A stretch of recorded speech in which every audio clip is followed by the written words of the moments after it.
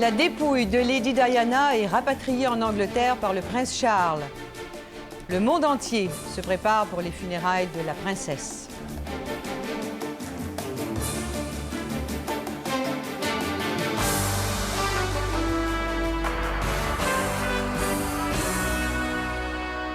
Le téléjournal avec Michel Viroli. Bonsoir. Un accident absurde a donc brisé le destin d'une belle jeune femme au regard si triste. Lady Diana, la princesse de Galles, a péri dans un accident d'auto à Paris à l'âge de 36 ans. Son ami, le milliardaire Dodi Al-Fayed, ainsi que leur chauffeur ont également été tués dans cet accident qui s'est produit la nuit dernière.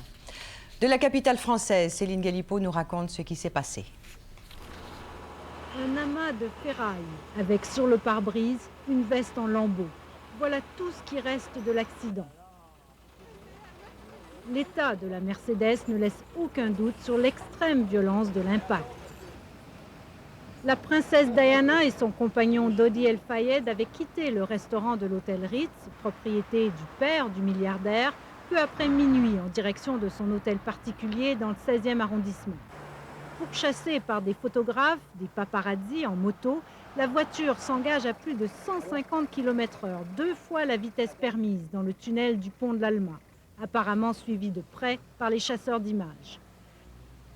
Dans le virage, elle heurte un pilier, c'est le choc. Dodi El-Fayed et le chauffeur meurent sur le coup. La princesse, elle, est grièvement blessée, mais il faudra plus d'1 heure pour la dégager de la voiture.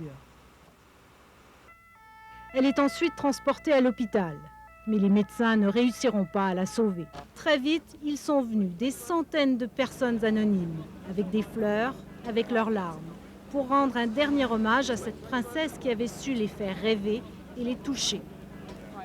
Devant l'hôpital, une foule plus nombreuse encore, des Parisiens, mais aussi des touristes. Oui, je trouve que c'est très dommage, une personne si jeune, mourir comme ça.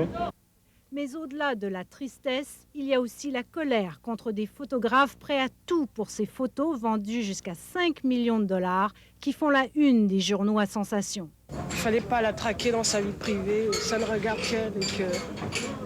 On est toujours à la poursuite d'un espèce d'argent, de quête de l'argent sauvage, voilà où on en est. C'est le capitalisme à la sauvage. Pendant 17 ans, ils l'auront suivi pas à pas, traqué dans ses moindres déplacements.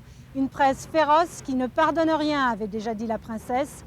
Des paparazzis qui auront contribué à en faire une des plus grandes vedettes médiatiques au monde, mais qui, selon plusieurs, lui auront aussi coûté la vie. Céline Galipeau, Radio-Canada, Paris.